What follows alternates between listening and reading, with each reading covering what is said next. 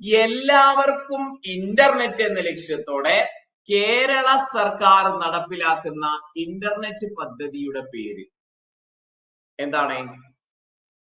എല്ലാവർക്കും ഇന്റർനെറ്റ് എന്ന ലക്ഷ്യത്തോടെ കേരള സർക്കാർ നടപ്പിലാക്കുന്ന പദ്ധതിയുടെ പേരാണ് കെ ഫോൺ. അപ്പൊ കേരള ഫോൺ എന്ന് വിചാരിച്ചു വെക്കണ്ട. ഏതാ? കേരള ഫൈബർ ഒപ്റ്റിക് നെറ്റ്വർക്ക് എന്നുള്ളതാണ് അതിന്റെ പൂർണ്ണരൂപം കേട്ടോ. കേരള ഫോൺ എന്നുള്ളതല്ല, Kerala fibre optic network. FON ആണ്, PHONE അല്ല കേട്ടോ. 2023 ജൂൺ 5 മുഖ്യമന്ത്രി പിണറായി വിജയനാണ് ഉദ്ഘാടനം ചെയ്തത്. പരിസ്ഥിതി ദിനത്തിന്റെ അന്നാണ് കെ ഫോൺ വന്നത് കേട്ടോ. പരിസ്ഥിതി ദിനത്തിന്റെ അന്നാണ് എന്ത് വന്നത്? കെ ഫോൺ വന്നത് എന്ന് പഠിച്ചു വെക്കാം. അപ്പൊ എല്ലാവർക്കും ഇന്റർനെറ്റ് എന്ന ലക്ഷ്യത്തോടെ കേരള സർക്കാർ നടപ്പിലാക്കുന്ന ഇന്റർനെറ്റ് പദ്ധതിയാണ് K phone, Kerala fibre optic network. ഉദ്ഘാടനം 2023 ജൂൺ 5 പിണറായി വിജയനാണ് ചെയ്തത് എന്ന് പഠിച്ചു. എന്താണ് അതിന്റെ ലക്ഷ്യം? ഒരു സ്റ്റേറ്റ്മെന്റിലൊക്കെ വന്നേക്കാം. സാമ്പത്തികമായി പിന്നോക്കം നിൽക്കുന്ന 20 ലക്ഷം കുടുംബങ്ങൾക്ക് സൗജന്യ ഇന്റർനെറ്റ് മറ്റുള്ളവർക്ക് മിതമായ നിരക്കിലും കൊടുക്കുക, ഇന്റർനെറ്റ് കൊടുക്കുക എന്നുള്ളതാണ് ഇതിന്റെ ഉദ്ദേശം. സാമ്പത്തികമായി പിന്നോക്കം നിൽക്കുന്ന 20 ലക്ഷം കുടുംബങ്ങൾക്ക് സൗജന്യമായിട്ട് ഇന്റർനെറ്റ് കൊടുത്തേക്കുക, മിതമായ നിരക്കിൽ മറ്റുള്ളവർക്കും കൊടുക്കുക എന്നുള്ളതാണ് കെ ഫോണിന്റെ ലക്ഷ്യം കേട്ടോ. കേരളത്തിന്റെ ഇന്റർനെറ്റ് കുതിപ്പിന് വേഗത നൽകുന്ന സംസ്ഥാനത്തിന്റെ അഭിമാനമായി മാറിയേക്കാവുന്ന പദ്ധതിയിലൂടെ സുശക്തമായ ഫൈബർ ശൃംഖല സംസ്ഥാനത്തുടനീളമാണ് ലക്ഷ്യമിടുന്നത്. പദ്ധതിയിലൂടെ വീടുകളിലും സർക്കാർ സ്ഥാപനങ്ങളിലും എല്ലാം അതിവേഗ ഇന്റർനെറ്റ് ലഭ്യമാകും. ഓക്കെ, അതിന് പഠിക്കാനൊന്നുമില്ല. യെസ്, 20 ലക്ഷം കുടുംബങ്ങൾക്ക്, എങ്ങനെ? സാമ്പത്തികമായി പിന്നോക്കം നിൽക്കുന്ന 20 ലക്ഷം കുടുംബങ്ങൾക്ക് സൗജന്യ ഇന്റർനെറ്റ് ബാക്കിയുള്ളവർക്ക് മിതമായ നിരക്കിലും കൊടുക്കുക എന്നുള്ളതാണ് ഇതിന്റെ ലക്ഷ്യം. കേരള ഫൈബർ ഒപ്റ്റിക് നെറ്റ്വർക്ക് എന്നുള്ളതാണ് ഇതിന്റെ പൂർണ്ണരൂപം. 2023 ജൂൺ 5 പിണറായി വിജയനാണ് ഇനാഗുറേറ്റ് ചെയ്തത് കേട്ടോ. Yes, okay. പുരപ്പുര സൗരോർജ ഉൽപാദനത്തിൽ ഏറ്റവും മുന്നിൽ നിൽക്കുന്ന സംസ്ഥാനം, അതായത് പാർപ്പിടങ്ങളിൽ സൗരോർജം ഉൽപാദനത്തിന്റെ പുതിയ പദ്ധതി കേന്ദ്ര സർക്കാർ നടപ്പിലാക്കിയിരുന്നു, പുരപ്പുര പദ്ധതി അല്ലെ. അതിൽ ഏറ്റവും മുന്നിൽ നിൽക്കുന്ന സംസ്ഥാനം ഡൽഹിയാണോ, കേരളമാണോ, വെസ്റ്റ് ബംഗാൾ ആണോ, ഛത്തീസ്ഗഡ് ആണോ? ഏതാണ്? കമന്റ് ചെയ്യാം. പുരപ്പുര സൗരോർജ ഉൽപാദനത്തിൽ ഏറ്റവും മുന്നിൽ നിൽക്കുന്ന സംസ്ഥാനം ഏതാണ് എന്ന് വിഷയം. പുരപ്പുര സൗരോർജ ഉൽപാദനത്തിൽ ഏറ്റവും മുന്നിൽ നിൽക്കുന്ന സംസ്ഥാനം ഏതാണ് എന്ന് ചോദിച്ചു കഴിഞ്ഞാല് ഏറ്റവും മുന്നിൽ നിൽക്കുന്ന സംസ്ഥാനം ഏതാ? പുരപ്പുര സൗരോർജ ഉൽപാദനത്തിൽ ഏറ്റവും മുന്നിൽ നിൽക്കുന്ന സംസ്ഥാനം ഏതാന്ന് ചോദിച്ചു കഴിഞ്ഞാല് ഏതാണ്?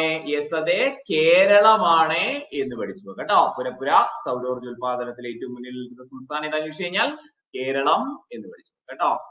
ഇനി അന്യം നിന്നു പോകുന്ന നാട്ടുമാവുകളെ സംരക്ഷിക്കാനായിട്ട് കേരള വനം വന്യജീവി വകുപ്പ് ആരംഭിച്ച പദ്ധതിയാണ് നാട്ടുമാവും തണലും.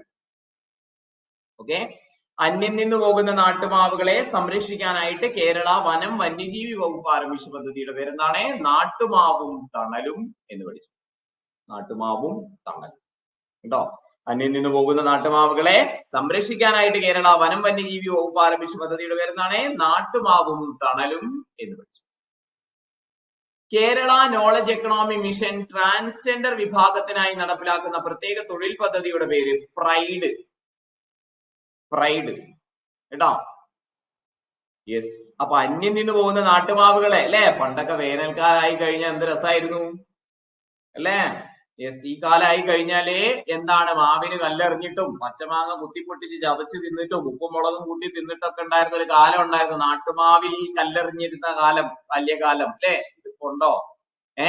അന്യം നിന്ന് പോകുന്ന നാട്ടുമാവുകളാണ്. അതിനെ സംരക്ഷിക്കാൻ വേണ്ടിയിട്ട് വനം വന്യജീവി വകുപ്പ് ആരംഭിച്ച പദ്ധതിയാണ് നാട്ടുമാവും തണലും. Kerala knowledge economy mission transgender വിഭാഗത്തിനായിട്ട് നടപ്പിലാക്കുന്ന പ്രത്യേക തൊഴിൽ പദ്ധതിയാണ് ഇത്, പ്രൈഡ്. തൊഴിൽ പദ്ധതിയാണ് പ്രൈഡ് എന്ന് പഠിച്ചു. ഇനി കേരളത്തിന്റെ പരിസ്ഥിതി സന്തുലനാവസ്ഥ നിലനിർത്തുന്നതിനായിട്ട് സഹകരണ വകുപ്പിന്റെ നേതൃത്വത്തിൽ ആരംഭിച്ച പദ്ധതിയാണ് നെറ്റ് സീറോ എമിഷൻ പദ്ധതി. ഏതാണ്? നെറ്റ് സീറോ എമിഷൻ പദ്ധതി.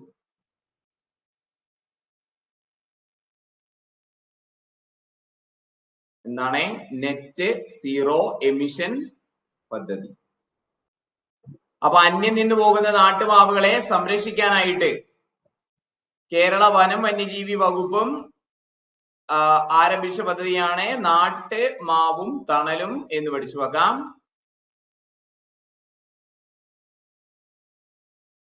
യെസ്, ഒരു minute. Kerala knowledge economy mission ആരംഭിച്ചു വിഭാഗത്തിനായിട്ട് ആരംഭിച്ച പദ്ധതിയാണ് ഇത് നാട്ടുമാവും തണലും എന്ന പോയിന്റ് എന്ത് ചെയ്യാം, നോട്ട് ചെയ്ത് വെക്കാം. Okay, yes.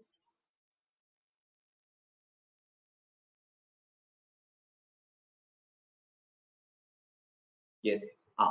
അപ്പൊ കേരളത്തിന്റെ പരിസ്ഥിതി സന്തുലനാവസ്ഥ നിലനിർത്താനായിട്ട് സഹകരണ വകുപ്പിന്റെ നേതൃത്വത്തിൽ ആരംഭിച്ച പദ്ധതിയുടെ പേര് എന്താണെന്ന് വെച്ച് കഴിഞ്ഞാല് നെറ്റ് സീറോ എമിഷൻ പദ്ധതി എന്ന പോയിന്റ് എന്ത് ചെയ്യാം, നോട്ട് ചെയ്ത് വെക്കാം കേട്ടോ.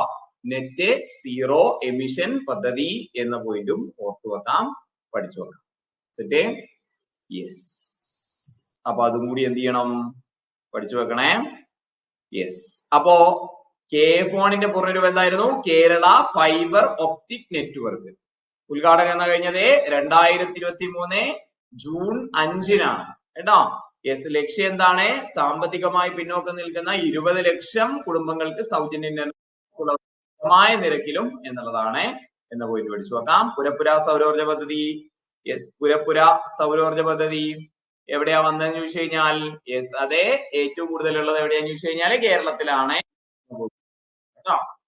അഭ്യസ്ത വിദ്യരും തൊഴിൽ അന്വേഷകരുമായ വനിതകൾക്ക് തൊഴിൽ നൽകാൻ കുടുംബശ്രീ മിഷന്റെ സഹകരണത്തോടെ കേരള നോളജ് എക്കണോമി മിഷൻ ആവിഷ്കരിച്ച പദ്ധതിയുടെ പേര് തൊഴിൽ അരങ്ങത്തേക്ക്. എന്താണ്? തൊഴിൽ അരങ്ങത്തേക്ക് കേട്ടോ. അഭ്യസ്ത വിദ്യരും തൊഴിൽ അന്വേഷകരുമായ വനിതകൾക്ക് തൊഴിൽ നൽകാൻ കുടുംബശ്രീ മിഷന്റെ സഹകരണത്തോടെ കേരള നോളജ് എക്കണോമി മിഷൻ ആരംഭിച്ച പദ്ധതിയുടെ പേര് തൊഴിൽ അരങ്ങത്തേക്ക്.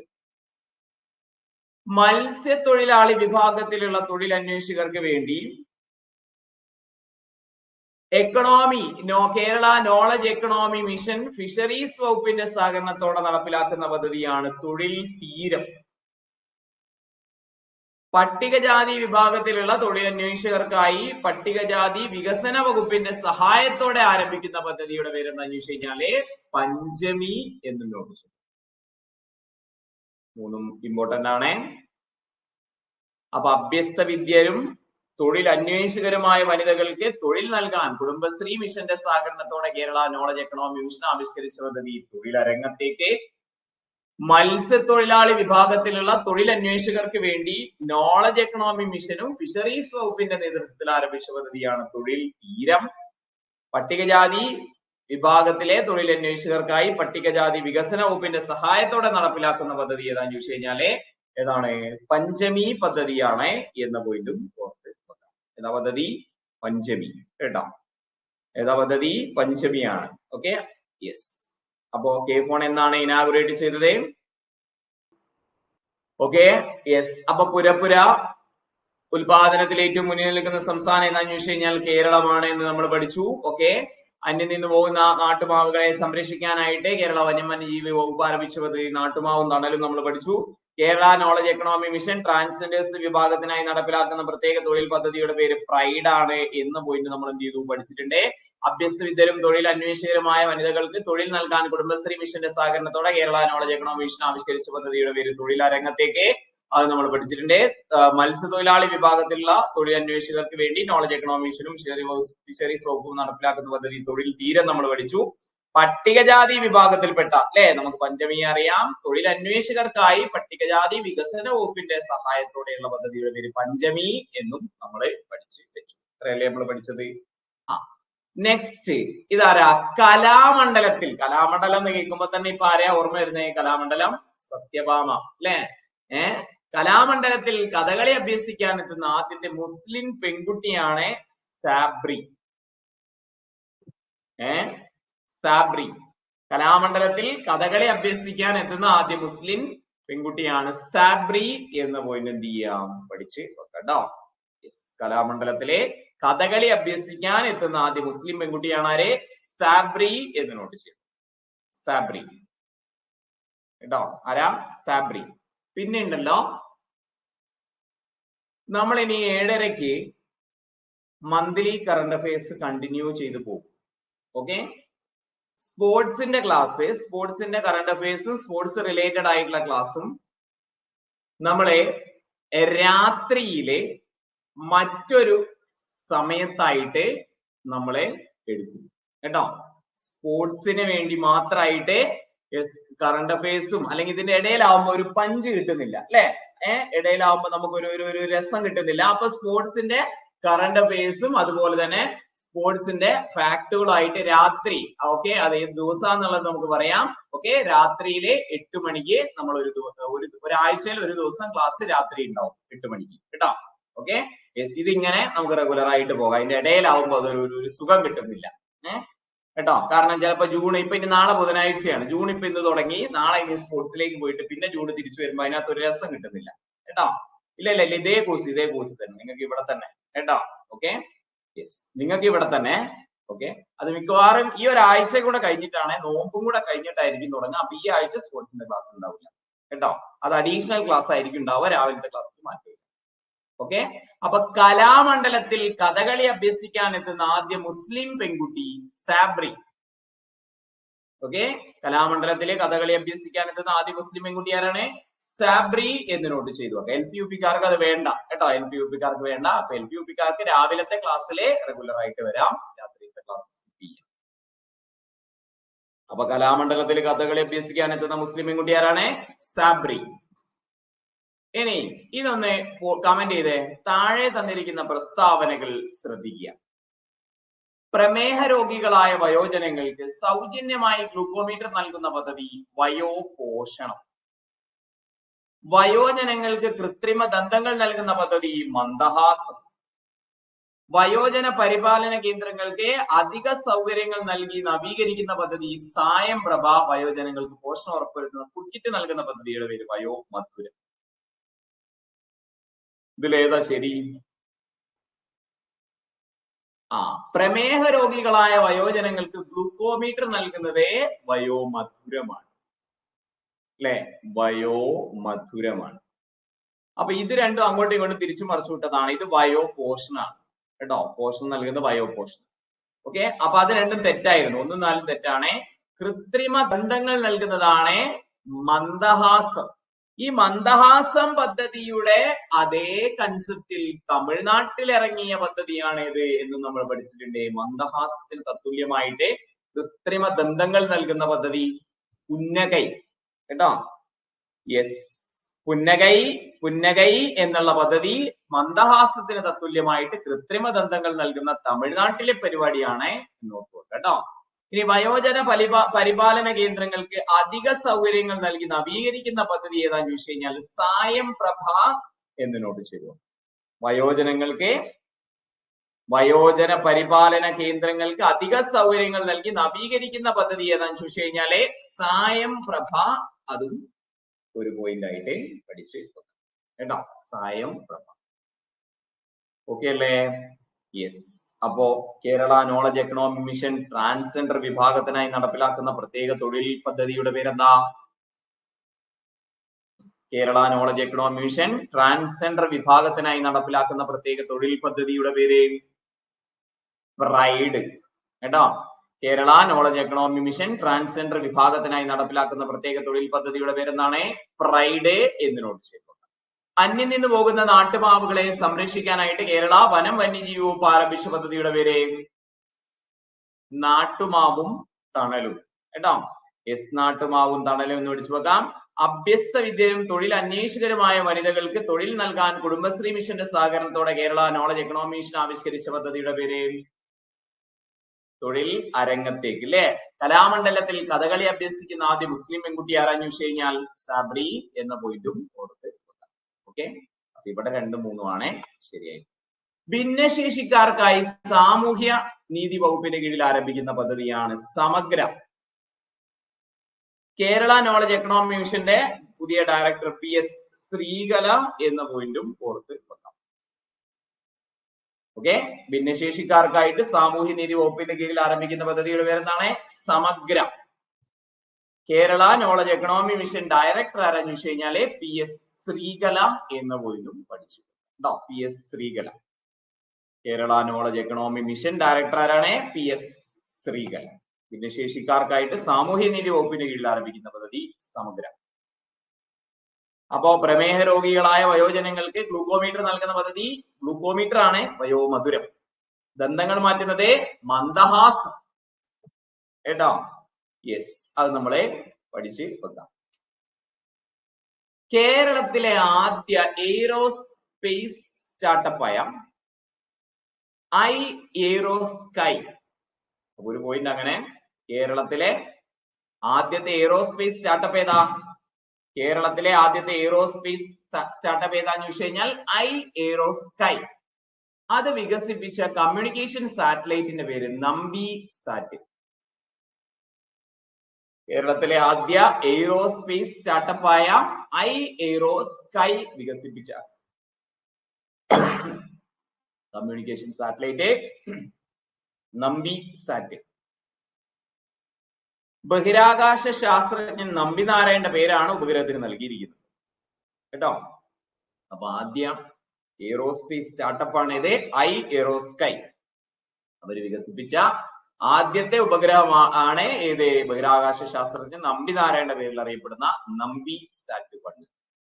ദുരന്ത നിവാരണ അതോറിറ്റി പരിസ്ഥിതി കൃഷി മേഖലകൾക്ക് ആവശ്യമായ കൃത്യമായുള്ള ഡാറ്റ ലഭ്യമാക്കിയാണ് നമ്പി സാറിന്റെ ലക്ഷ്യം. നമ്പി സാറ്റിന്റെ ലക്ഷ്യം സാറല്ല, നമ്പി സാറ്റിന്റെ ലക്ഷ്യം എന്തൊക്കെയാണ്? ദുരന്ത നിവാരണം, പരിസ്ഥിതി, കൃഷി മേഖലകൾക്ക് ആവശ്യമായ കൃത്യതയുള്ള ഡാറ്റ ലഭ്യമാക്കുക. ഇതൊക്കെയാണ് നമ്പി സാറ്റിന്റെ ലക്ഷ്യം. ബഹിരാകാശ ശാസ്ത്രജ്ഞനായ നമ്പിനാരായണന്റെ പേരിലാണ് ഉപഗ്രഹത്തിന് പേര് നൽകിയിരിക്കുന്നത്. കേരളത്തിലെ ആദ്യത്തെ എയ്റോസ്പേസ് സ്റ്റാർട്ടപ്പായ ഐ-എയ്റോസ്കൈ, അതും പഠിച്ചു വെക്കണേ. ഐ-എയ്റോസ്കൈ. ഐ-എയ്റോസ്കൈ. ഇനി നമ്പിനാരായണനെ കുറിച്ച് നമ്പിസാറ്റ് പഠിക്കുന്ന അപ്പൊ തന്നെ നമുക്ക് പഠിക്കേണ്ടതാണ് ഏതാണ്? നമ്പിസാറ്റ്, നമ്പിനാരായണൻ കേട്ടോ. എന്തേ? നമ്പിനാരായണന്റെ പേരിൽ ഇറങ്ങിയ സിനിമയാണ് റോക്കട്രി ദി നമ്പി എഫക്റ്റ്. ഈ നമ്പിനാരായണന്റെ ആത്മകഥയാണ് ഓർമ്മകളുടെ ഭ്രമണപഥം. എന്താണ്? പ്രജേഷ് സെൻ എഴുതിയ നമ്പിനാരായണന്റെ ആത്മകഥ ഏതാണ്? പ്രജേഷ് സെൻ എഴുതിയ ഓർമ്മകളുടെ ഭ്രമണപഥം.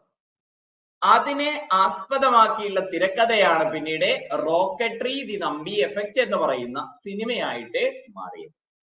ആ പോയിന്റും അവിടെ നമുക്ക് കൂട്ടിച്ചേർത്ത് കണക്റ്റഡ് ആയിട്ട് പഠിച്ചു വെക്കണം കേട്ടോ. അപ്പോ നമ്പിനാരായണന്റെ ആത്മകഥ ഏതാണ്? ഓർമ്മകളുടെ ഭ്രമണപഥം. ആരാ എഴുതിയത്? പ്രജേഷ് സെൻ. അത് തിരക്കഥയാക്കിയിട്ടാണ് സിനിമ ഇറങ്ങിയത്. 2022 ജൂലൈയിലാണ് സിനിമ ഇറങ്ങിയത്. ഓർമ്മകളുടെ ഭ്രമണപഥത്തെ ആസ്പദമാക്കി റോക്കട്രി ദി നമ്പി കേട്ടോ. അപ്പൊ അവിടെ കണക്റ്റഡ് ആയിട്ട് പഠിക്കാൻ പറ്റുന്ന മറ്റൊരു പോയിന്റ് ആണ് ഇന്ത്യൻ ബഹിരാകാശ പിതാവ് വിക്രം സാരാഭായ്, ആണവ ശാസ്ത്രത്തിന്റെ പിതാവ് ഹോമി ജെ ബാബ.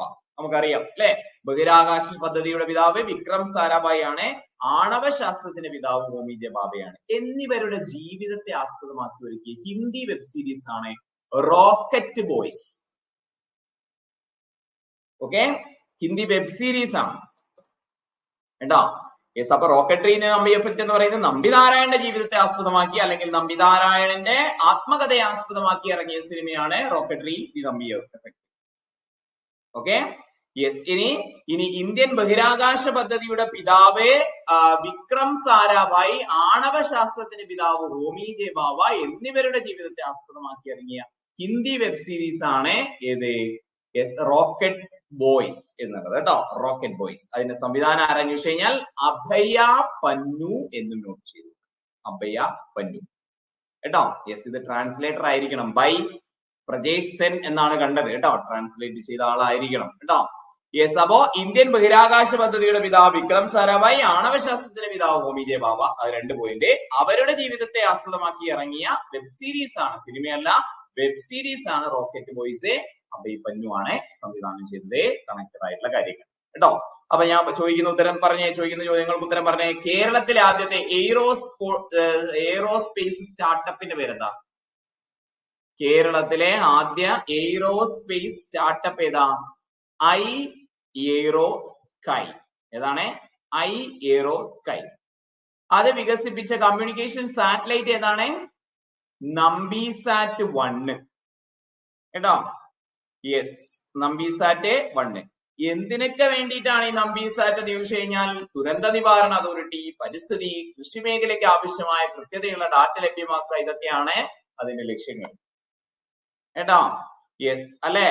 യെസ്. ഇനിയും പിന്നെന്താണ്? നമ്പിനാരായണ ജീവിതത്തെ ആസ്പദമാക്കി ഇറങ്ങിയ സിനിമ ഏതാന്ന് ചോദിച്ചു കഴിഞ്ഞാൽ റോക്കട്രി ദി നമ്പി എഫക്റ്റ് ആണ് എന്ന് പഠിച്ച് വെക്കാം. ഓക്കെ.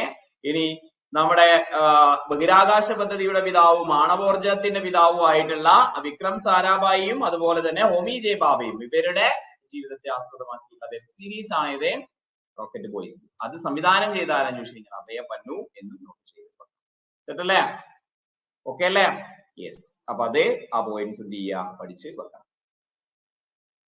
കേരളത്തിൽ പ്രളയം നിയന്ത്രിക്കാനും മഴവെള്ളം സംഭരിക്കാനും സംസ്ഥാന സർക്കാർ നടപ്പിലാക്കുന്ന പ്രകൃതിദത്ത പദ്ധതി സ്പോഞ്ച് സിറ്റി പദ്ധതി. പദ്ധതി നിലവിൽ വരുന്ന കേരളത്തിലെ നഗരം കൊച്ചിയാണ് എന്ന് നോട്ട് ചെയ്തു. ഓക്കെ. കേരളത്തിൽ പ്രളയം നിയന്ത്രിക്കാനും മഴവെള്ളം സംഭരിക്കാനും സംസ്ഥാന സർക്കാർ നടപ്പിലാക്കുന്ന പ്രകൃതിദത്ത പദ്ധതിയാണ് ഇത് സ്പോഞ്ച് സിറ്റി പദ്ധതി. അത് നിലവിൽ വരുന്ന നടപ്പിലാക്കുന്ന ആദ്യ നഗരം ഏതാന്ന് ചോദിച്ചു കഴിഞ്ഞാല് കൊച്ചിയാണ് എന്ന പോയിന്റ് ഓർക്കുക കേട്ടോ. കൊച്ചി. ട്രെയിനുകൾ തമ്മിൽ കൂട്ടിയിടിക്കുന്നത് ഒഴിവാക്കാനായി തദ്ദേശീയമായി വികസിപ്പിച്ച സുരക്ഷാ സംവിധാനത്തിന്റെ പേര് കവച്. കവച്. അപ്പൊ ട്രെയിനുകൾ തമ്മിലുള്ള കൂട്ടിയിടി ഒഴിവാക്കാനായിട്ട് തദ്ദേശീയമായി വികസിപ്പിച്ച സുരക്ഷാ സംവിധാനത്തിന്റെ പേരെന്താണ്? കവച് എന്ന് നോട്ട് ചെയ്തു. കവച്. അപ്പൊ കേരളത്തിൽ പ്രളയം നിയന്ത്രിക്കാനും മഴവെള്ളം സംഭരിക്കാനും സംസ്ഥാന സർക്കാർ നടപ്പിലാക്കുന്ന പ്രകൃതിദത്ത പദ്ധതി ഏതാന്ന് ചോദിച്ചു കഴിഞ്ഞാല് സ്പോഞ്ച് സിറ്റി എന്ന് പഠിച്ചു പോകാം. അത് സ്പോഞ്ച് സിറ്റി പദ്ധതി നിലവിൽ വരുന്ന കേരളത്തിലെ നഗരം ഏതാന്ന് ചോദിച്ചു കഴിഞ്ഞാല് കൊച്ചിയാണ് എന്ന പോയിന്റും ഓർത്ത് കേട്ടോ. കൊച്ചി. ട്രെയിനുകൾ തമ്മിൽ കൂട്ടിയിടിക്കാതിരിക്കാൻ വേണ്ടിയിട്ട് തദ്ദേശീയമായി വികസിപ്പിച്ച സുരക്ഷാ സംവിധാനത്തിന്റെ പേരെന്താണ്? കവച് എന്നും പഠിച്ചു. കവച്. അപ്പൊ നമ്മുടെ കേരള നോളജ് എക്കണോമി മിഷന്റെ ഡയറക്ടർ ആരെന്ന് ചോദിച്ചു കഴിഞ്ഞാൽ പഠിച്ചത് ഓർമ്മയുണ്ടോ? കേരള നോളജ് എക്കണോമി മിഷന്റെ ഡയറക്ടർ ആരാ? PS ശ്രീകല ചേച്ചി. ചേച്ചിയാണോ? കലാമണ്ഡലത്തിൽ കഥകളി അഭ്യസിക്കാൻ എത്തുന്ന ആദ്യത്തെ മുസ്ലിം വനിത സാബ്രി അല്ലേ? ഓക്കെ. രക്തദാനത്തിനായി അവധി പ്രഖ്യാപിക്കപ്പെട്ട കേരളത്തിലെ ആദ്യ സർവകലാശാല കേരള സർവകലാശാല. കേരളത്തിലെ ഏറ്റവും നല്ല യൂണിവേഴ്സിറ്റി ഏതാ? എന്താ നിങ്ങളുടെ അഭിപ്രായം?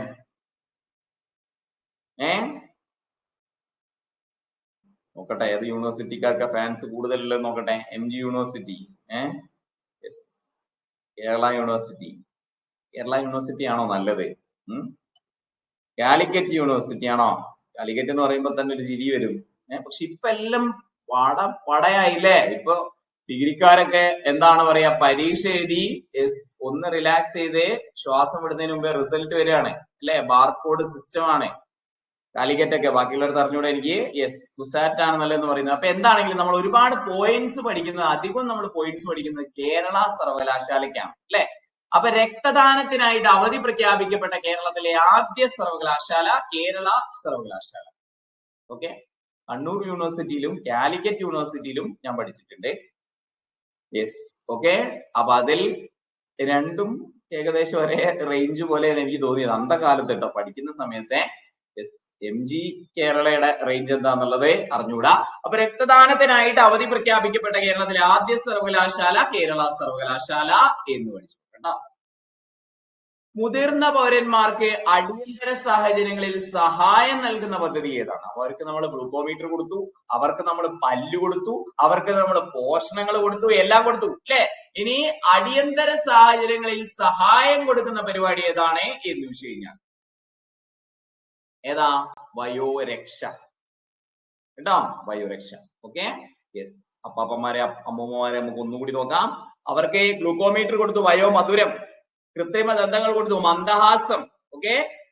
പിന്നെ വയോജന പരിപാലന കേന്ദ്രങ്ങൾക്ക് അധിക സൗകര്യങ്ങൾ, അതായത് പിന്നെ വയോജന പരിപാലന കേന്ദ്രങ്ങൾക്ക് അധിക സൗകര്യങ്ങളും അവന്റെ നവീകരണവുമായി ബന്ധപ്പെട്ട പദ്ധതിയാണ് സായം പ്രഭ കേട്ടോ.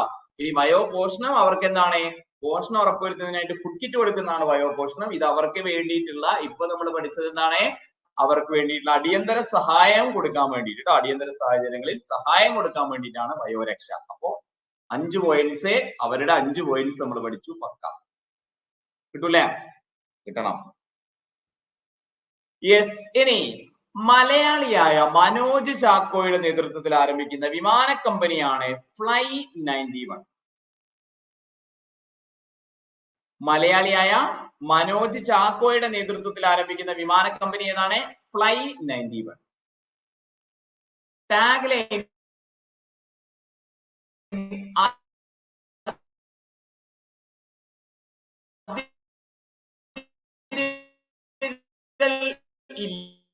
ഇല്ലാത്ത ഭാരതം.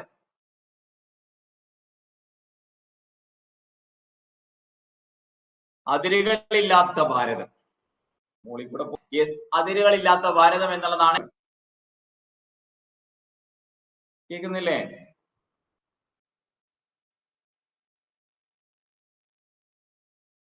യെസ്.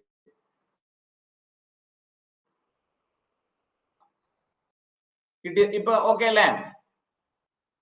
ടാഗ് ലൈൻ മാറിയോ? ഫ്ലൈ 91.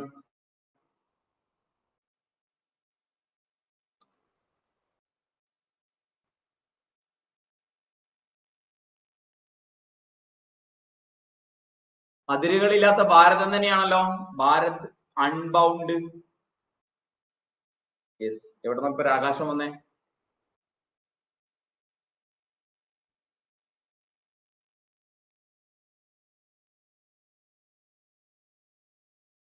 ഭാരത് ബിയോണ്ട് എന്നുള്ള തന്നെയാണ് കേട്ടോ.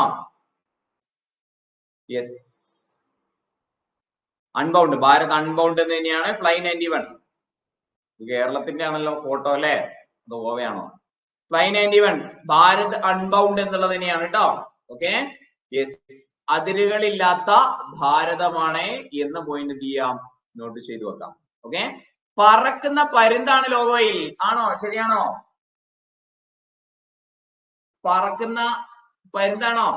അല്ല, പറക്കുന്ന ബട്ടർഫ്ലൈ. ഏതാണ്? അപ്പൊ മലയാളിയായ മനോജ് ചാക്കോയുടെ നേതൃത്വത്തിൽ ആരംഭിക്കുന്ന വിമാന കമ്പനി ഫ്ലൈ 91.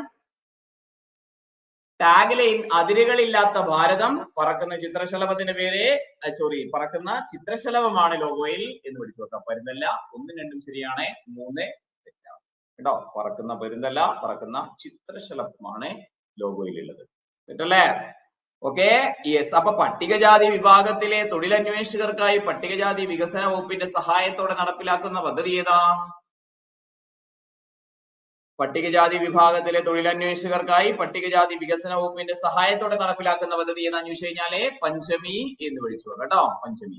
അഭ്യസ്തവിദ്യരും തൊഴിലന്വേഷകരുമായ വനിതകൾക്ക് തൊഴിൽ നൽകാൻ കുടുംബശ്രീ മിഷന്റെ സഹകരണത്തോടെ കേരള നോളജ് എക്കണോമി മിഷൻ ആവിഷ്കരിക്കുന്ന പദ്ധതിയുടെ പേര് തൊഴിൽ അരങ്ങത്തേക്ക് അല്ലെ? യെസ്. ഇനി അന്യം നിന്ന് പോകുന്ന നാട്ടുമാവുകളെ സംരക്ഷിക്കുന്നതിനായിട്ട് കേരള വനം വന്യജീവി വകുപ്പ് ആരംഭിച്ച പദ്ധതിയുടെ പേര് നാട്ടുമാവും തണലും. പുരപ്പുര സൗരോർജ ഉത്പാദനത്തിൽ ഏറ്റവും മുന്നിൽ നിൽക്കുന്ന സംസ്ഥാനം ഏതാന്ന് ചോദിച്ചു കഴിഞ്ഞാല് കേരളമാണ് എന്നും പഠിച്ചു വെക്കാം. മനോജ് ചാക്കോയുടെ വിമാനത്തെ കുറിച്ചും പഠിച്ചു വെക്കാം കേട്ടോ. കേരള സ്റ്റാർട്ടപ്പ് ആയതുകൊണ്ട് ചോദിച്ചേക്കാം. കുടുംബശ്രീ സംസ്ഥാന കലോത്സവത്തിന്റെ വേദി 2023 എവിടെയായിരുന്നു എന്നറിയാമോ? ഓക്കെ. യെസ്. കമന്റ് ചെയ്തേ. കുടുംബശ്രീ സ്റ്റേറ്റ് ഫെസ്റ്റ്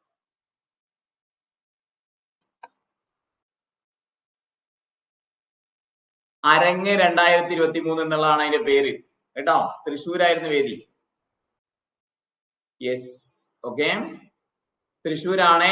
ജൂൺ 2023 മേയുടെ ബാങ്ക് ഷോക്കേസ് അതിന്റെ Kudumbashree women. Kasaragod first prize. കാസർഗോഡാണ് 1ാം സ്ഥാനത്തെത്തിയത് കേട്ടോ. ഓക്കെ. കാസർഗോഡാണ് 1ാം സ്ഥാനത്തെത്തിയത്.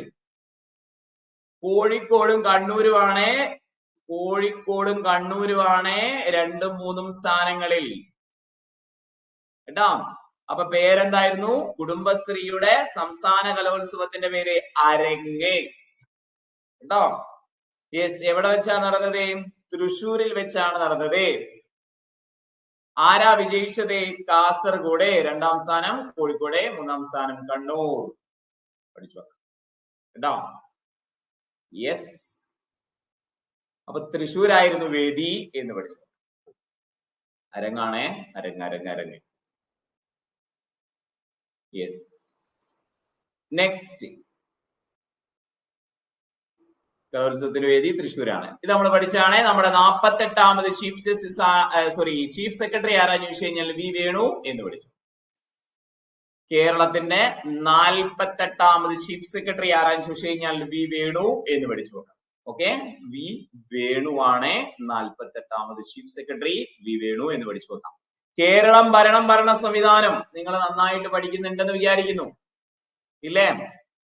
യെസ്, അത് വളരെ ഡീറ്റെയിൽ ആയിട്ട് തന്നെ പൊതുഭരണത്തെ കുറിച്ചും കമ്മീഷനുകളെ കുറിച്ചും ഒക്കെ വളരെ ഡീറ്റെയിൽ ആയിട്ട് തന്നെ കോഴ്സിൽ പോകുന്നുണ്ട്. ഇന്നലെ സാർക്ക് എന്തോ കാരണം കൊണ്ട് എടുക്കാൻ പറ്റിയിട്ടില്ല. ഇന്ന് ക്ലാസ് ഉണ്ടെന്ന് തോന്നുന്നു അല്ലെ? Yes, okay. അപ്പൊ ഗ്രൂപ്പ് കൃത്യമായിട്ട് നോക്കുക, നന്നായിട്ട് പഠിച്ചു പോവാ കേട്ടോ. ഓക്കെ, ആർക്കെങ്കിലും ഇനിയും ജോയിൻ ചെയ്യാൻ താല്പര്യം ഉണ്ടെങ്കിൽ 7510116655 വിളിച്ചാൽ മതി കേട്ടോ. അപ്പൊ വി വേണുവാണ് 48ാമത് ചീഫ് സെക്രട്ടറി. ഭരണ സംവിധാനത്തിന്റെ മാർക്കുകളും സെറ്റ് ചെയ്യാം. ലോക രക്തദാന ദിനം ജൂൺ 14. 2023 ലോക രക്തദാന ദിനത്തിന്റെ തീം എന്താന്ന് ചോദിച്ചു കഴിഞ്ഞാല് രക്തം നൽകുക, പ്ലാസ്മ നൽകുക, ജീവിതം പങ്കിടുക, പലപ്പോഴും പങ്കിടുക. ഒരു പ്രാവശ്യം കൊടുത്താൽ പോരാ, എപ്പോഴും കൊടുക്കുക. അപ്പൊ ലോക രക്തദാന ദിനം എന്താന്ന് ചോദിച്ചു കഴിഞ്ഞാല് ജൂൺ 14 എന്ന പോയിന്റ് പഠിച്ച് കൊടുക്കാം. ഓക്കെ, യെസ്, എന്താണ്? ജൂൺ 14. ഇനി നാഷണൽ ബ്ലഡ് ഡൊണേഷൻ ഡേ എന്നാന്ന് ചോദിച്ചു കഴിഞ്ഞാൽ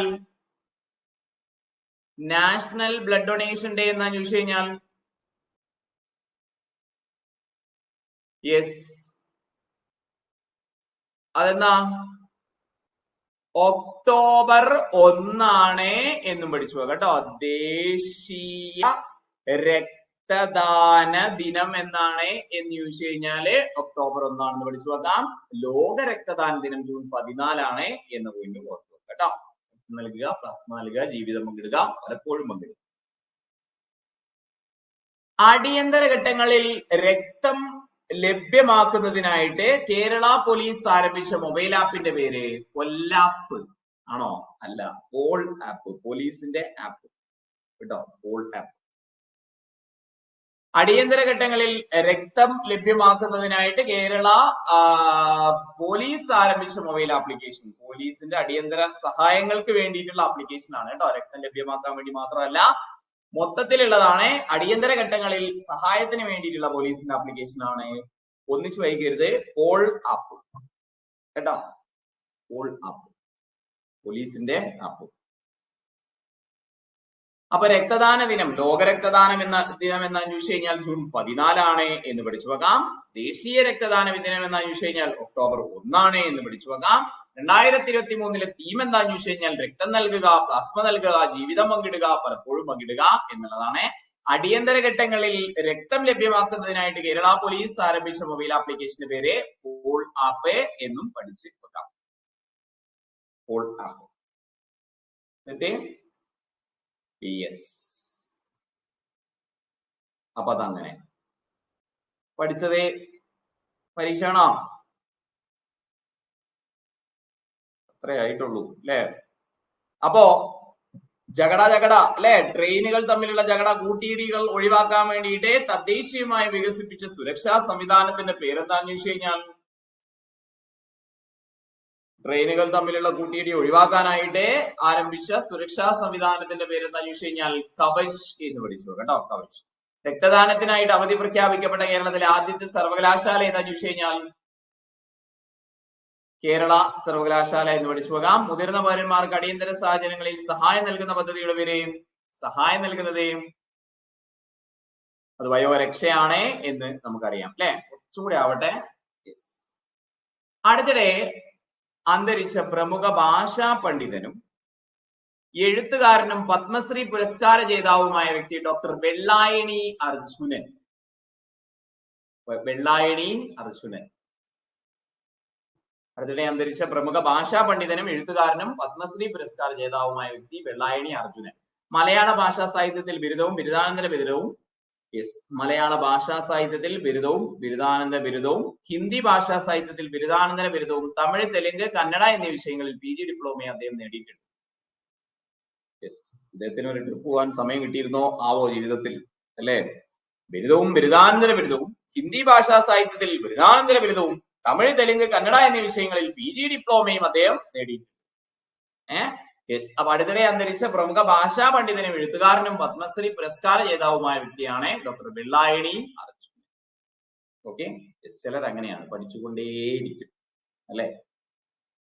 എന്റെ വലിയ അമ്മാവൻ അബ്ബാസ് അലി TK എന്നുള്ളതാണ് പേര്. ആർക്കെങ്കിലും അറിയോന്ന് അറിഞ്ഞൂടാ. മൂപ്പര് മലയാളത്തിൽ ഈ പറഞ്ഞ പോലെ ബിരുദവും ബിരുദാനന്തര ബിരുദവും, മലയാളത്തിൽ 2 PhDയും, രണ്ടാമത്തെ PhD സബ്മിഷൻ ആവുന്നേ ഉള്ളൂ. അങ്ങനെ ഒരു വ്യക്തിത്വമാണ്.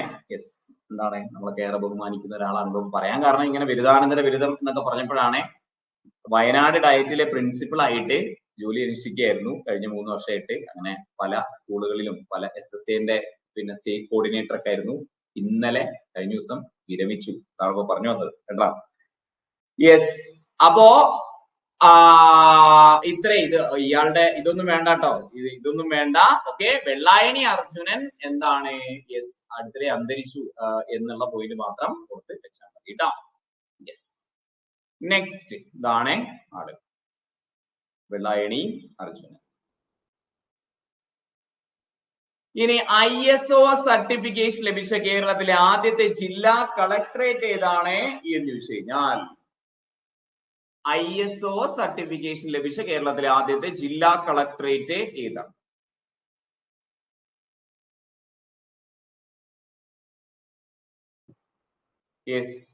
ISO സർട്ടിഫിക്കേഷൻ ലഭിച്ച കേരളത്തിലെ ആദ്യത്തെ ജില്ലാ കളക്ടറേറ്റ് ഏതാന്ന് ചോദിച്ചു കഴിഞ്ഞാൽ കോട്ടയമാണ് എന്ന് പഠിച്ചു കേട്ടോ.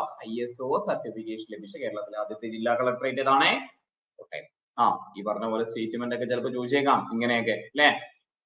ISO സർട്ടിഫിക്കേഷൻ ലഭിച്ച ആദ്യത്തെ ജില്ലാ കളക്ടറേറ്റ് ഏതാന്ന് ചോദിച്ചു കഴിഞ്ഞാല് കോട്ടയമാണ് എന്ന പോയിന്റ് പഠിച്ചു കേട്ടോ. ലോകത്തിലെ ആദ്യത്തെ 3D പ്രിന്റഡ് ഹിന്ദു ക്ഷേത്രം നിലവിൽ വരുന്നത് തെലുങ്കാന.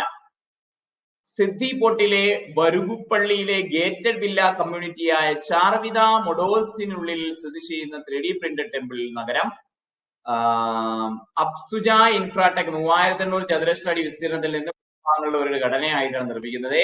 ഒന്നും പഠിച്ചില്ലേ കുഴപ്പമില്ല. ഇതാണ് 3D പ്രിന്റഡ് ക്ഷേത്രം. ഓക്കെ, എവിടെ വന്നത്? തെലുങ്കാനയിലാണ്. വില്ല കമ്മ്യൂണിറ്റി ഒക്കെ ജസ്റ്റ് ഒന്ന് വായിച്ചു പോയാൽ മതി. ഇനി ആദ്യത്തെ 3D പ്രിന്റഡ് മസ്ജിദോ?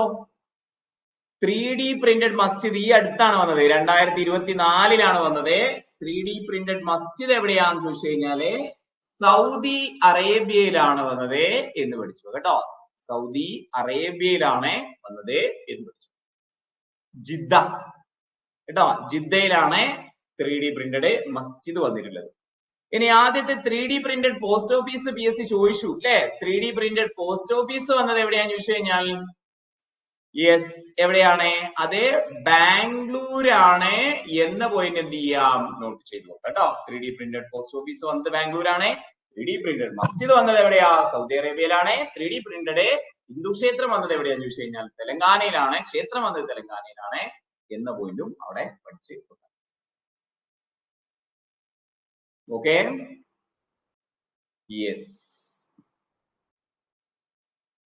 അപ്പൊ അതങ്ങനെ. നെക്സ്റ്റ് 2023 മെയ്യിൽ ആമസോൺ വനത്തിൽപ്പെട്ട, അപ്പൊ ഹോംവർക്ക് ആണ് 3D പ്രിന്റഡ് ബാക്കി ഏതൊക്കെ ഉള്ളത് എന്നുള്ളത് ഗ്രൂപ്പിൽ കമന്റ് ചെയ്യാം കേട്ടോ.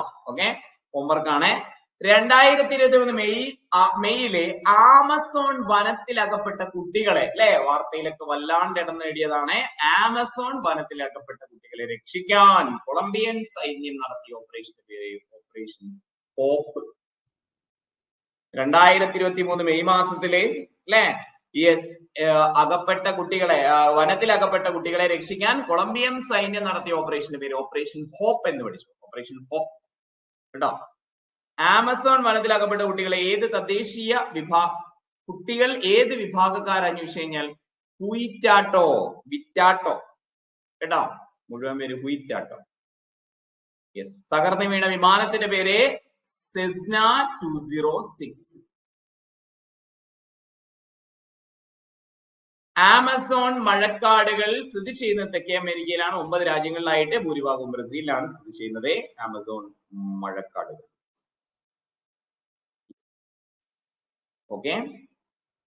അപ്പോ വനത്തിലകപ്പെട്ട 2023 മെയ്യിലെ ആമസോൺ വനത്തിലകപ്പെട്ട കുട്ടികളെ രക്ഷിക്കാൻ കൊളംബിയൻ സൈന്യം നടത്തിയ ഓപ്പറേഷന്റെ പേര് ഓപ്പറേഷൻ ഹോപ്പ്. ആമസോൺ വനത്തിലകപ്പെട്ട കുട്ടികൾ ഏത് തദ്ദേശീയ വിഭാഗക്കാരാന്ന് ചോദിച്ചു കഴിഞ്ഞാൽ വിറ്റാട്ടോ, ഹുയിറ്റാട്ടോ എന്ന് പഠിച്ചു. തകർന്നു വീണ വിമാനം സെസ്ന 206. ആമസോൺ മഴക്കാടുകൾ സ്ഥിതി ചെയ്യുന്നത് എവിടെയാണ്? തെക്കേ അമേരിക്കയിലാണ്. എത്ര രാജ്യങ്ങളിലായിട്ട്? 9 രാജ്യങ്ങളിലായിട്ട്. ഭൂരിഭാഗം എവിടെയാണ്? ബ്രസീലിലാണ്. ഭൂരിഭാഗം എവിടെയാണ്? ബ്രസീലിലാണ് കേട്ടോ. അപ്പൊ നമ്മുടെ ബി വേണുചേട്ടനില്ലേ എത്രാമത്തെ ചീഫ് സെക്രട്ടറി ആയിരുന്നു എന്ന് ചോദിച്ചു കഴിഞ്ഞാൽ എത്രാമത്തെ ചീഫ് സെക്രട്ടറി ആയിരുന്നു? 48ാമത്തെ ചീഫ് സെക്രട്ടറി ആയിരുന്നു അല്ലെ.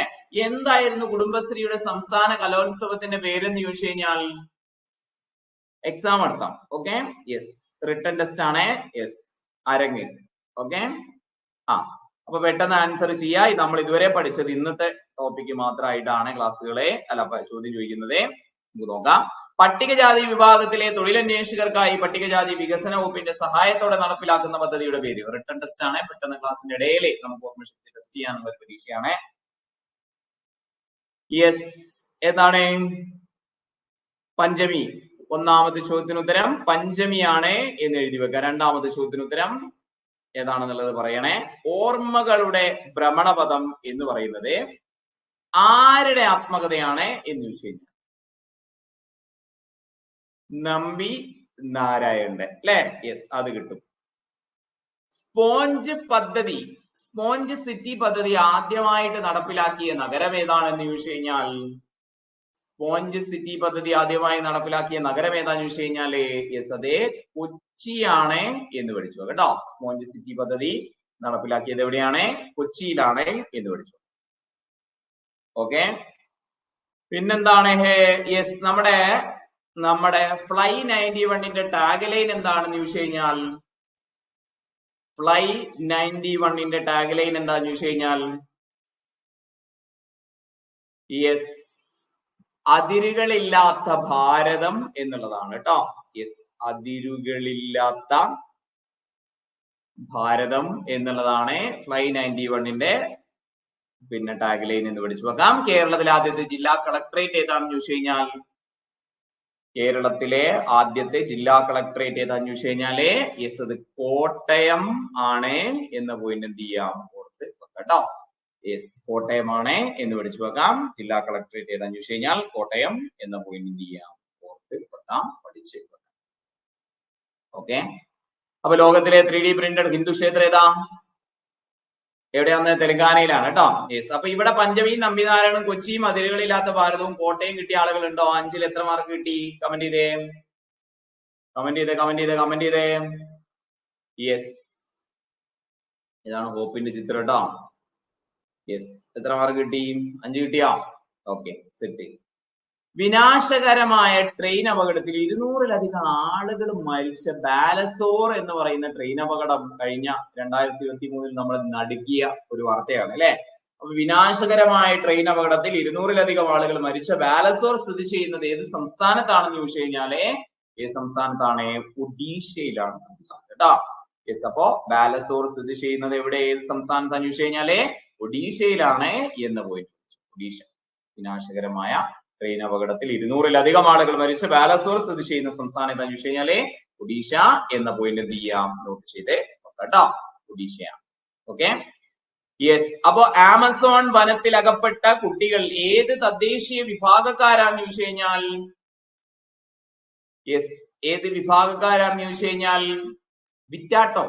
വിറ്റാട്ടോ. ഇനി അവരെ രക്ഷപ്പെടുത്താൻ വേണ്ടിയിട്ടുള്ള ഓപ്പറേഷന്റെ പേരെന്താന്ന് ചോദിച്ചു കഴിഞ്ഞാൽ, അവരെ രക്ഷപ്പെടുത്താനുള്ള ഓപ്പറേഷൻ ഏതാന്ന് ചോദിച്ചു കഴിഞ്ഞാൽ ഓപ്പറേഷൻ ഹോപ്പ് എന്ന് പഠിച്ചു പോകാം കേട്ടോ. ഓപ്പറേഷൻ ഹോപ്പ് ആണ് എന്ന് പഠിച്ചു പോകാം. യെസ്, ഇനി ലോക ലഹരി വിരുദ്ധ ദിനം അവിടെ ഉണ്ട്. ലോക ലഹരി വിരുദ്ധ ദിനം. ലോക ലഹരി വിരുദ്ധ ദിനം എന്താണ്? ജൂൺ 16 ആണോ, ജൂൺ 26 ആണോ, ജൂൺ 28 ആണോ, ജൂൺ 6 ആണോ? ലോക ലഹരി വിരുദ്ധ ദിനം എന്നാണ് എന്ന് വിഷയം. എന്നാ യെസ്, ലോക ലഹരി വിരുദ്ധ ദിനം എന്നാന്ന് ചോദിച്ചു കഴിഞ്ഞാല് അതെ ജൂൺ 26 എന്ന് പഠിച്ചു കേട്ടോ. ജൂൺ 26 ആണ് ലോക ലഹരി വിരുദ്ധ ദിനം എന്ന് പഠിച്ചു. അപ്പൊ അടുത്തിടെ അന്തരിച്ച പ്രമുഖ ഭാഷാ പണ്ഡിതനും എഴുത്തുകാരനും പത്മശ്രീ പുരസ്കാര ജേതാവുമായ വ്യക്തി ആരാന്ന് ചോദിച്ചു കഴിഞ്ഞാല് ഡോക്ടർ വെള്ളായണി അർജുനൻ കേട്ടോ. അപ്പൊ പൊല്ലാപ്പല്ല പോലീസാപ്പെ അടിയന്തര ഘട്ടങ്ങളിൽ രക്തം ലഭ്യമാക്കാനായിട്ട് കേരള പോലീസ് ആരംഭിച്ച മൊബൈൽ ആപ്ലിക്കേഷന്റെ പേരെന്താന്ന് വെച്ച് കഴിഞ്ഞാല് പോൾ ആപ്പ് എന്ന പോയിന്റ് പഠിച്ചു കേട്ടോ. ലോക രക്തദാന ദിനം എന്നാന്ന് ചോദിച്ചു കഴിഞ്ഞാൽ, ലോക രക്തദാന ദിനം എന്നാന്ന് ചോദിച്ചു കഴിഞ്ഞാൽ ജൂൺ 14 2023 തീം എന്താന്ന് ചോദിച്ചു കഴിഞ്ഞാൽ രക്തം നൽകുക, പ്ലാസ്മ നൽകുക, ജീവിതം പങ്കിടുക, പലപ്പോഴും നൽകുക എന്നുള്ളതാണ് തീം എന്ന് പഠിച്ചു കേട്ടോ. പിന്നെന്താണ് 2023 അപ്പൊ ലഹരി വിരുദ്ധ ദിനം എന്താന്ന് ചോദിച്ചു കഴിഞ്ഞാൽ ജൂൺ 26 2023 ലോക ലഹരി വിരുദ്ധ ദിനാചരണത്തിന്റെ സന്ദേശം എന്താന്ന് ചോദിച്ചു കഴിഞ്ഞാൽ ജനങ്ങളാണ് പ്രധാനം, ഒറ്റപ്പെടുത്തലും വിവേചനവും ഒഴിവാക്കുക, പ്രതിരോധം ശക്തിപ്പെടുത്തുക. People first, stop stigma and discrimination, strengthen prevention. എല്ലാരെയും കൂട്ടിച്ചേർത്തിട്ട് എന്ത് ചെയ്യുക, ഇതിനെ ബോധവൽക്കരിക്കുക എന്നുള്ളതാണ് ഉദ്ദേശം കേട്ടോ. ജനങ്ങളാണ് പ്രധാനം, ഒറ്റപ്പെടുത്തലും വിവേചനവും ഒഴിവാക്കുക. ഒരാള് ലഹരി ഉപയോഗിക്കുന്നുണ്ട് പറഞ്ഞാൽ അവനെ സമൂഹത്തിൽ നിന്ന് ഒറ്റപ്പെടുത്താതിരിക്കുക അല്ലെ. നമ്മുടെ നാട്ടിലൊക്കെ കാണുന്ന ഏറ്റവും പ്രധാനപ്പെട്ട ഒരു കാര്യമാണ് ഒരാളെ എന്തെങ്കിലും ലഹരി ഉപയോഗിക്കുന്നുണ്ടെങ്കിൽ അവനെ അങ്ങോട്ട് ഒറ്റപ്പെടുത്തുക, അവനെ കൂട്ടത്തിൽ കൂട്ടാതിരിക്കുക, അവനോട് സംസാരിക്കുക, പിന്നെ അവൻ ആകെ ചീത്തയായി പോവുകയുള്ളൂ അല്ലെ.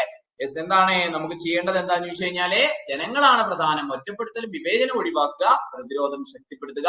People first, stop stigma and discrimination, strengthen prevention എന്നുള്ളതാണ് അതിന്റെ പ്രമേയം എന്ന പോയിന്റും എന്ത് ചെയ്യാം ഓർക്കുക. എന്നായിരുന്നു ലഹരി വിരുദ്ധ ദിനം? ജൂൺ 26 എന്ന പോയിന്റും എന്ത് ചെയ്യാം ഓർത്ത് കേട്ടോ. യെസ്, ഇനി ലോകത്തിലെ ഏറ്റവും വലിയ രാമായണ ക്ഷേത്രം നിർമ്മിക്കുന്നത് ബീഹാറിലെ ചമ്പാരൻ ജില്ലയിലാണ്. ലോകത്തിലെ ഏറ്റവും വലിയ രാമായണ ക്ഷേത്രം നിർമ്മിക്കുന്നത് എവിടെയാണ്? ബീഹാറിലെ ചമ്പാരൻ ജില്ലയിലാണ് എന്ന് ഓർത്തു വെക്കാം കേട്ടോ. 500 കോടി രൂപയാണ് ക്ഷേത്രത്തിന്റെ നിർമ്മാണ ചെലവ് കണക്കാക്കിയിരിക്കുന്നത്. 500 കോടി രൂപ ആണ് ക്ഷേത്രത്തിന്റെ നിർമ്മാണ ചെലവായിട്ട് കണക്കാക്കിയിരിക്കുന്നത്. 12ാം നൂറ്റാണ്ടിൽ നിർമ്മിച്ച കംബോഡിയയിലെ ഇപ്പോഴത്തെ ഏറ്റവും വലിയ ക്ഷേത്രമായ അങ്കോർ വാട്ട് ക്ഷേത്രത്തെക്കാൾ ഉയരം കൂടുതലായിരിക്കും ബീഹാറിലെ രാമായണ ക്ഷേത്രം. അപ്പോ ഇപ്പൊ നിലവിലെ ഏറ്റവും വലിയ രാമായണ ക്ഷേത്രം എവിടെയെന്ന് ചോദിച്ചു കഴിഞ്ഞാല് 12ാം നൂറ്റാണ്ടിൽ നിർമ്മിച്ച കംബോഡിയയിലെ അങ്കോർ വാട്ട് ക്ഷേത്രമാണ്. അതിനേക്കാളും കൂടുതലായിരിക്കും ഇനി ബീഹാറിലെ ചമ്പാരൻ ജില്ലയിൽ വരുന്ന രാമായണ ക്ഷേത്രം. 20,000 പേർക്ക് താമസിക്കാനുള്ള സൗകര്യമാണ്. 3 നിലകളുള്ള കെട്ടിടമാണ് യെസ് വരാൻ പോകുന്നത് ചമ്പാരൻ ജില്ലയിൽ ബീഹാറിലുള്ള രാമായണ ക്ഷേത്രം കേട്ടോ. അപ്പൊ അതും പഠിച്ച് വെക്കാം. അപ്പൊ 48ാമത് ചീഫ് ജസ്റ്റിസ് ആരാണ്? വി വേണു ആണ്. കുടുംബശ്രീന്റെ കലോത്സവം പദ്ധതിയുള്ള കലോത്സവം ഏതാന്ന് ചോദിച്ചു കഴിഞ്ഞാൽ അരങ്ങ് വിജയിച്ചതാരാണ്? 2023 കാസർഗോഡ് ആരാണ് വിജയിച്ചത്? എവിടെ വെച്ചായിരുന്നു നടന്നത്? മത്സരം എവിടെ വെച്ച് നടന്നു എന്ന് ചോദിച്ചു കഴിഞ്ഞാൽ തൃശ്ശൂരിൽ വെച്ചാണ് നടന്നത് എന്ന് പഠിച്ചു പോകാം. കേരളത്തിൽ പ്രളയം നിയന്ത്രിക്കാനും മഴവെള്ളം സംഭരിക്കാനും സംസ്ഥാന സർക്കാർ നടപ്പിലാക്കുന്ന പ്രകൃതിദത്ത പദ്ധതി ഏതാന്ന് ചോദിച്ചു കഴിഞ്ഞാല് ഏതാ? യെസ്, അത് സ്പോഞ്ച് സിറ്റി പദ്ധതിയാണ്. സ്പോഞ്ച് സിറ്റി പദ്ധതി നിലവിൽ വരുന്ന കേരളത്തിലെ നഗരം ഏതാന്ന് ചോദിച്ചു കഴിഞ്ഞാല് യെസ്, അത് കൊച്ചിയാണ് എന്ന പോയിന്റും എന്ത് ചെയ്യാം നോട്ട് ചെയ്തു വെക്കാം കേട്ടോ. അപ്പൊ രക്തദാനത്തിനായിട്ട് അവധി പ്രഖ്യാപിച്ച കേരളത്തിലെ ആദ്യ സർവകലാശാല ഏതായിരുന്നു? യെസ്, അത് കേരള സർവകലാശാലയാണ് അല്ലെ. കേരള സർവകലാശാലയാണ് നമ്മൾ പഠിച്ചു. ഓക്കെ, ഈ നമ്മുടെ ഫ്ലൈ 91 ലോഗോയിൽ എന്താ ഉള്ളത്? പറക്കുന്ന ചിത്രശലഭമാണ് എന്ന പോയിന്റും നമ്മൾ പഠിച്ച് വെച്ചതാണ്. പിന്നെ ആമസോൺ കാടുകളിൽ കുടുങ്ങിയ കുട്ടികളെ രക്ഷിക്കാൻ വേണ്ടിയിട്ട് നടത്തിയ ഓപ്പറേഷന്റെ പേരെന്താണ്? ഓപ്പറേഷൻ ഹോപ്പ്, പ്രതീക്ഷ അല്ലെ. ഇതാണ് രാമായണ ക്ഷേത്രം. പരിസ്ഥിതിയെ മലിനീകരിക്കുന്ന പ്ലാസ്റ്റിക് പേനകൾ ഉപേക്ഷിച്ച് മഷിപ്പേനയിലേക്ക് മടങ്ങാൻ പ്രചാരണം നടത്തുന്ന സർവകലാശാല കേരള സർവകലാശാല. കേട്ടോ, കേരള സർവകലാശാല. ഇപ്പോ അതിനേക്കാളും ഏറ്റവും നല്ലതെന്ന് പറയുന്നത് എനിക്ക് തോന്നുന്നു പേപ്പർ പേനകൾ ഉണ്ട് അല്ലെ. പേപ്പർ പേനകള്, വിത്ത് പേനകള്, പേപ്പർ കൊണ്ട് ഉണ്ടാക്കിയ പേന, അതിന്റെ ബാക്കിൽ ഒരു വിത്ത് ഉണ്ടാവും. അതിന് പുറത്തിട്ട് കഴിഞ്ഞാലും അത് മുളച്ചിട്ട് എന്തായിക്കോളും, മരമായിക്കോളും. ഈ ഭിന്നശേഷിക്കാർ കുറെ പേരൊക്കെ സ്വയം തൊഴിലായിട്ട് ചെയ്യുന്നുണ്ട് കേട്ടോ. അപ്പൊ പരിസ്ഥിതിയെ മലിനീകരിക്കുന്ന പ്ലാസ്റ്റിക് പേനകൾ ഉപേക്ഷിച്ച് മഷിപ്പേനയിലേക്ക് മടങ്ങാൻ പ്രചാരണം നടത്തുന്ന സർവകലാശാല കേരള സർവകലാശാല. ഈ പേപ്പർ പേനയൊക്കെ നിങ്ങൾക്ക് ബൾക്കായിട്ടൊക്കെ എന്തെങ്കിലും ആവശ്യത്തിന് വേണമെങ്കിൽ ഭിന്നശേഷിക്കാരുടെ കയ്യിൽ നിന്ന് അവർക്കൊരു സഹായമാവും, നമുക്ക് വാങ്ങിത്തരാം കേട്ടോ. 7510 അവരുടെ കോൺടാക്ട് നമ്പർ തരാം. 7510-11-6655 വിളിച്ചാൽ മതി കേട്ടോ, മെസ്സേജ് അയച്ചാൽ മതി. ഇല്ലെങ്കിൽ എന്റെ പേഴ്സണൽ നമ്പറായ 9747650230 എന്ന നമ്പറിൽ കോൺടാക്ട് ചെയ്താലും മതി കേട്ടോ. ഓക്കെ, വിത്ത് പേനകളൊക്കെ നമുക്ക് എന്ത് ചെയ്യാം, അവർക്കൊരു സഹായമാവും. കഴിഞ്ഞ ക്ലാസ്സിൽ ഏതോ ഒരു ടോപ്പിക് എടുത്തപ്പോൾ ഇതേപോലെ പറഞ്ഞപ്പോൾ ഒരു 100 പേന ഏതോ ഒരു കുട്ടി വാങ്ങിയിരുന്നു. ഒരു സ്കൂളിൽ പഠിപ്പിക്കുന്ന ഒരു ടീച്ചറാണ് വാങ്ങിയിരുന്നു. അങ്ങനെ ആർക്കെങ്കിലും വേണമെങ്കിൽ വാങ്ങാട്ടോ. അപ്പൊ ഇവിടെ നമ്മൾ പറഞ്ഞതല്ല, പരിസ്ഥിതിയെ മലിനീകരിക്കുന്ന പ്ലാസ്റ്റിക് പേനകൾ ഉപേക്ഷിച്ച് മഷിപ്പേനയിലേക്ക് മാറ്റാനേ അതും കേരള സർവകലാശാലയാണ്. 2023 കേരളത്തിൽ ആദ്യമായിട്ട് 4 വർഷ ഡിഗ്രി കോഴ്സുകൾ പ്രഖ്യാപിച്ചതേ കേരള സർവകലാശാല. പിന്നീട് കാലിക്കറ്റും MGയും ഒക്കെ പ്രഖ്യാപിച്ചു കേട്ടോ. ഓക്കെ, ആദ്യമായി പ്രഖ്യാപിച്ചത് കേരള യൂണിവേഴ്സിറ്റിയാണ് എന്ന പോയിന്റ് എന്ത് ചെയ്യാം, പുറത്ത് വെക്കാം കേട്ടോ. അപ്പൊ പരിസ്ഥിതിയെ മലിനീകരിക്കുന്ന പ്ലാസ്റ്റിക് പേനകൾ ഉപേക്ഷിച്ച് മഷിപ്പേനയിലേക്ക് മടങ്ങാൻ പ്രചാരണം നടത്തിയതും ഈ പറയുന്ന 4 വർഷത്തെ ഡിഗ്രി കോഴ്സ് ആദ്യമായിട്ട് ആരംഭിച്ചതും കേരള സർവകലാശാലയാണ് എന്ന പോയിന്റ് പുറത്ത് വെക്കാം.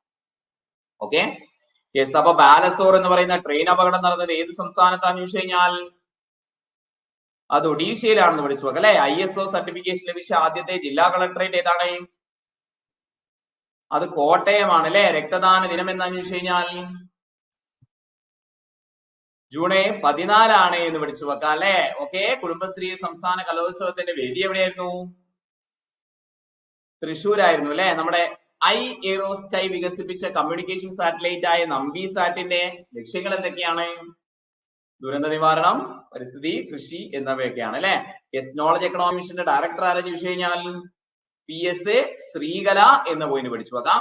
പട്ടികജാതി വിഭാഗത്തിലെ തൊഴിലന്വേഷകർക്കായി പട്ടികജാതി വികസന വകുപ്പിന്റെ സഹായത്തോടെ നടപ്പിലാക്കുന്ന പദ്ധതിയുടെ പേരെന്താന്ന് ചോദിച്ചു കഴിഞ്ഞാല് പഞ്ചമിയാണ് എന്ന പോയിന്റും പഠിച്ച് വെക്കാം കേട്ടോ. യെസ്, അപ്പൊ നമ്മളെ ഇങ്ങനെ പഠിച്ചു പോകും കേട്ടോ.